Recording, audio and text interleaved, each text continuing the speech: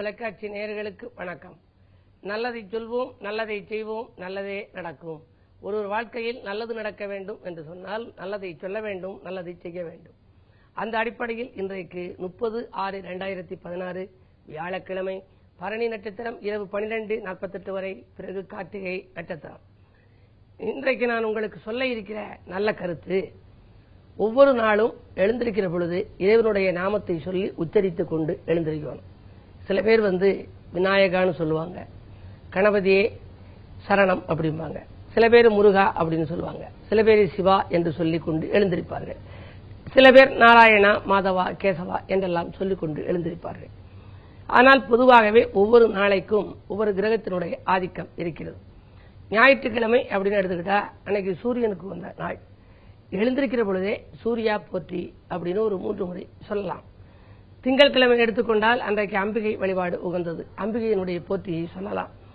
இப்படி ஏதாவது நாம் கண் விழித்த உடனே ஒரு நல்ல வாக்கியத்தை சொல்லிவிட்டு அதற்கு பின்னாலே மற்ற பேச்சுக்களை எல்லாம் பேசினால் அன்றைய நாள் நல்ல நாளாக அமையும். இது முன்னோர்களுடைய நம்பிக்கை. ஒரு முட்டாளா இருக்கிற ஒருத்தர் காட்டுல மரம் வெட்டிக்கிட்டு இருந்தார். ஆனால் நல்ல சிவபக்தர், சிவனை ரொம்ப விரும்பி டீப்பா கும்பிடுறவர். அவர் காட்டுல மரம் எப்படி வெட்டுறாருன்னா, மேல ஏறிக்கிட்டு நுனிமரத்தில் ஏறிக்கிட்டு அடிமரத்தை வெட்டுறாரு, கோடாலியால அடிமரத்தை வெட்டுறாரு. கொஞ்ச நேரத்தில் அந்த மரம் முறிஞ்சு விழுக போகுது. மரத்துக்கு மேல உச்சியில் அவர் நிற்கிறார் வெட்டுறவர். அப்படி ஒரு முட்டாள்தனமான ஒரு நபர் கீழே விழுந்தா அவருடைய உயிர் போயிடும். அப்போ மேல பரமசிவனும் பார்வதியும் மேலே வானுலகத்திலே சஞ்சரித்துக் கொண்டு வருகிறார்கள். அப்ப பார்வதி சொல்றா, உங்களுடைய பக்தன் பரமசிவனை பார்த்து சொன்னா, உங்களுடைய பக்தன் அடிமரத்திலிருந்து நுனிமரத்தை வெட்டாம நுனிமரத்தில் இருந்துகிட்டு அடிமரத்தை வெட்டுறாரு, இப்ப கீழே விழுக போறாரு, நீங்க காப்பாத்தலையான்னு கேட்கிறாங்க. அவர் சொல்றாரு, நீயே காப்பாத்து அப்படின்னு சொல்றாரு. அப்படி சொல்லுகிற பொழுது 2 பேருக்கு வாக்குவாதம் வரபோது, அவர் கீழே விழுகிற போது அப்பான்னு சொன்னா நான் காப்பாத்துறேன், அம்மான்னு சொன்னா நீ காப்பாத்து அப்படின்னு சொல்லி பரமசிவனும் பார்வதிக்கும் பேசிக் கொள்கிறார்கள். கொஞ்ச நேரத்துல மேலே இருந்தபடியே கீழே அடிமரத்தை வெட்டுறாரு, கீழே விழுந்து அந்த கிளை முறிஞ்சு கீழே விழுகுது. அதுல அந்த கோடாலியோட அந்த மூடனாக இருக்கக்கூடியவனும் கீழே விழுந்து கத்துறாரு. கத்துற போது என்ன ஒலி சொல்றாருன்னா, அவர் அப்பான்னு சொல்லல, அம்மானு சொல்லல, ஐயோன்னு சொல்லி கீழே விழுந்தாரு, உயிர் போயிருச்சு. 2 பேருமே காப்பாத்தல, எங்களை கூப்பிடல, அதனால நாங்கள் உதவி செய்யவில்லைன்னு இருந்துட்டாங்க. ஐயோங்கிறது யார் பேர் அப்படின்னா, யமதர்மராஜனுடைய மனைவி பேர்னு சொல்லி வாரியார் சுவாமிகள் ஒரு முறை சொன்னார். பொதுவாகவே இறை நாமத்தை நாம் அடிக்கடி உச்சரித்துக் கொண்டிருக்க வேண்டும். இன்றைக்கு எடுத்துக்கொண்டால், இன்றைக்கு வியாழக்கிழமை, இன்றைக்கு அதிகாலையில் எழுந்திருக்கின்ற பொழுது குருவே சரணம், குருவே சரணம், குருவே சரணம் அப்படின்னு சொல்லலாம். அல்லது குருவே போற்றி, குருவே போற்றி, குருவே போற்றினா உங்களுடைய குருவினுடைய ஆசீர்வாதமும் கிடைக்கும், நவகிரகத்தில் உள்ள குருவினுடைய ஆசீர்வாதமும் கிடைக்கும்.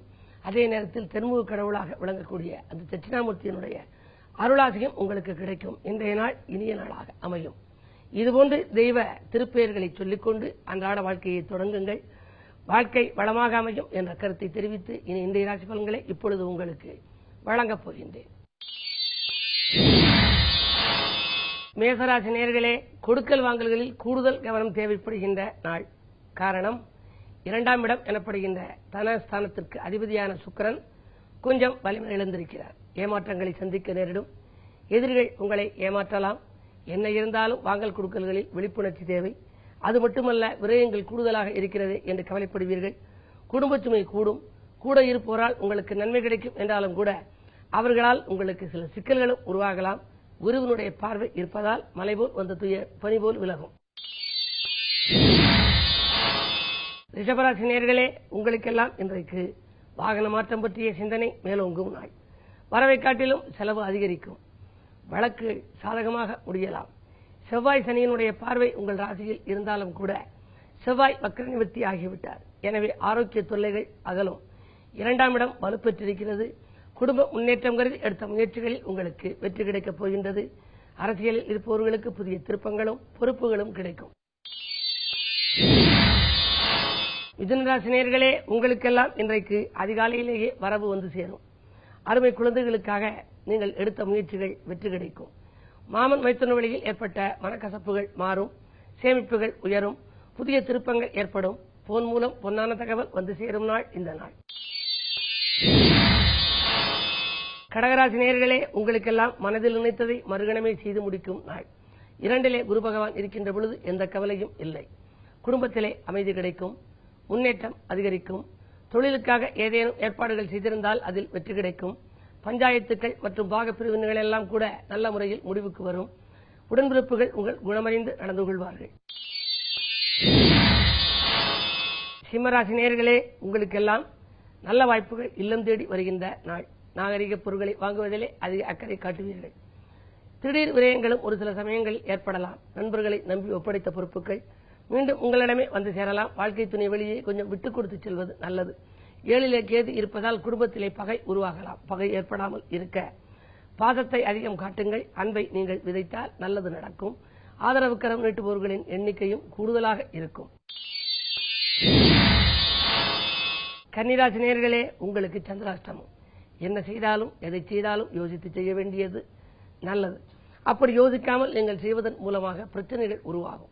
வழிபாட்டின் மூலமே தான் வளர்ச்சி காண இயலும். வாகனங்களில் செல்லும் பொழுதும் கவனம் தேவை. தெருவில் வாகனங்களில் செல்லுகின்ற பொழுது நீங்கள் செல்போன்களை அலைபேசிகளை உபயோகிக்கக்கூடாது. அப்படி வாகனத்தில் செல்லும் பொழுது உபயோகித்தால் ஏதேனும் பிரச்சனைகள் உருவாகலாம். குடும்பத்திலே இருப்பவருடைய கருத்து வேறுபாடுகளும் அதிகரிக்கலாம். என்னதான் நீங்கள் நன்மைகள் செய்தாலும் அவர்கள் நன்றி காட்ட மாட்டார்கள். எனவே இந்த நாளை இனிய நாளாக அமைத்துக் கொள்ள குரு தட்சிணாமூர்த்தி வழிபாட்டை மேற்கொள்ளுங்கள். துலாம் ராசி நேயர்களே, உங்களுக்கெல்லாம் கல்யாண கனவுகள் நனவாகும் நாள். இந்த நாட்களாக வரன்கள் வரவில்லையே, கல்யாண வாய்ப்புகள் கைகூடாமல் இருக்கிறது என்று கவலைப்பட்டவர்கள் இன்று மகிழ்ச்சி அடைய போகிறார்கள். காலை நேரத்திலேயே உங்களுக்கு அதுபோன்ற நல்ல தகவல் வரும். கட்டிட திறப்பு விழாக்கள், கடை திறப்பு விழாக்களை நீங்கள் நடத்தி பார்க்க முன்வருவீர்கள். புத ஆதித்ய யோகம் இருக்கிறது. புத சுக்கிர யோகமும் இருக்கிறது. பூமியால் லாபம் கிடைக்கும். புது முயற்சிகளில் வெற்றி கிடைக்கும். விருச்சிக ராசி நேயர்களே, வியக்கும் தகவல் வீடு வந்து சேரும் நாள். அஞ்சல் வழியிலும் வரலாம், அலைபேசி வழியிலும் வரலாம். அதிர்ஷ்ட வாய்ப்புகள் கைகூடும். இடம்பூமி வாங்குவதில் உங்களுக்கு ஏற்பட்ட பிரச்சனைகள் அகலும். நல்ல வாய்ப்புகள் இல்லம் தேடி வரும். உத்தியோகத்திற்காக எடுத்த முயற்சிகளில் வெற்றி கிடைக்கும். ஊர் மாற்றம், வீடு மாற்றம் பற்றிய சிந்தனையில் இருப்பவர்களுக்கு அதுவும் கைகூடுவதற்கான அறிகுறிகள் தென்படுகின்றன. செவ்வாய் பலம் பெற்றிருப்பதால் அரசியல் செல்வாக்கு மேலோங்கும். அரசியல்வாதிகளால் நன்மை கிடைக்கும் நாளாக கூட இந்த நாளை கருதலாம். தனுசு ராசி நேயர்களே, உங்களுக்கெல்லாம் காவல்துறையால் ஏற்பட்ட கலக்கம் அகலும் நாள். காரிய வெற்றிக்கு நண்பர்கள் ஒத்துழைப்பு செய்வார்கள். குருவினுடைய பார்வை இருப்பதால் விரயங்களை சமாளிக்க உங்களுக்கு வரவு வந்து சேரும். தொழில் மாற்ற சிந்தனைகள் மேலோங்கலாம். சிலருக்கு வீடு மாற்றங்கள் உருவாகலாம். மாலை நேரத்தில் பயணங்களை தள்ளி வைப்பது நல்லது. மகர ராசி நேயர்களே, 8 ராகுவும் குருவும் இருக்கிறார்கள். அரசியல்வாதிகளால் அனுகூலங்கள் ஏற்படும் நாள். ஆதரவு கரம் நீட்டுபவர்களின் எண்ணிக்கை அதிகரிக்கும். குழந்தைகள் நலனில் அதிக அக்கறை காட்டுவீர்கள். குழந்தைகளின் கல்விக்காகவும் கடல் தாண்டி செல்லும் முயற்சிக்காகவும் ஏற்பாடு செய்தால் அதில் வெற்றி கிடைக்கும். தொழிலில் புதிய பங்குதாரர்களை இணைத்துக் கொண்டு பொருளாதாரத்தை பெருக்கிக் கொள்வீர்கள். கும்பராசி நேயர்களே, ஜென்மக்கேது. கூட பிறந்தவர்களால் கூடுதல் நன்மை கிடைக்கின்ற நாள். உடன்பிறப்புகள் உற்சாகத்தோடு உங்கள் பணிக்கு உறுதுணையாக இருப்பார்கள். தொழில் மாற்ற சிந்தனைகள் மேலோங்கும். அது மட்டுமல்ல, பஞ்சாயத்துக்கள் நல்ல முடிவுக்கு வரலாம். 5ஆம் இடத்திலே சூரியன், புதன், சுக்கிரன் இருப்பதால் பெண்வெளி பிரச்சனைகள் அகலும். பாக்கியஸ்தானம் வலுப்பெற்றிருக்கும் இந்த நேரத்தில் சகல யோகங்களும் இன்றைக்கு வருவதற்கான அறிகுறிகள் தென்படுகின்றன. குருவை வழிபாடு செய்தால் குதூகலம் கூடுதலாக கிடைக்கும். மீனராசி நேயர்களே, வாடும் உள்ளத்திற்கு வள்ளல்களின் ஒத்துழைப்பு கிடைக்கும் நாள். நேற்று வரை உள்ள பிரச்சனை இன்று நல்ல முடிவுக்கு வரும். நீங்கள் எடுத்த முயற்சிக்கு இனிய நண்பர்களும் ஒத்துழைப்பு செய்வார்கள். வள்ளல்களின் ஒத்துழைப்பும் கிடைக்கும். வங்கிகளில் ஒத்துழைப்பும் கிடைக்கலாம். 6 குரு இருந்தாலும் கூட அதன் பார்வை 12 இருப்பதால் பயணங்களால் பலன் உண்டு. சலுகைகள் எதிர்பார்த்தபடி கிடைக்கலாம். வருங்கால நலன் கருதி தீட்டிய திட்டங்கள் வெற்றி பெறும். விஐபிக்கள் வீடு தேடி வருவர். அது மட்டுமல்ல, 4ஆம் இடத்திலே புதன் கொஞ்சம் வலிமை இழந்திருப்பது யோகம்தான். கேந்திராதிபத்திய தோஷம் பெற்ற கிரகம் வலிமை இழந்திருப்பதால் யோகத்தை கொடுக்கும். விலகிச் சென்ற மாமன் மைத்துனர் வழி ஒத்துழைப்பு செய்யும் உறவினர்கள் எல்லாம் மீண்டும் வந்து சேரப்போகின்றார்கள். இந்த நாள் உங்களுக்கு ஒரு இனிய நாள். மேலும் விவரங்கள் அறிய தினத்தந்தி படியுங்கள்.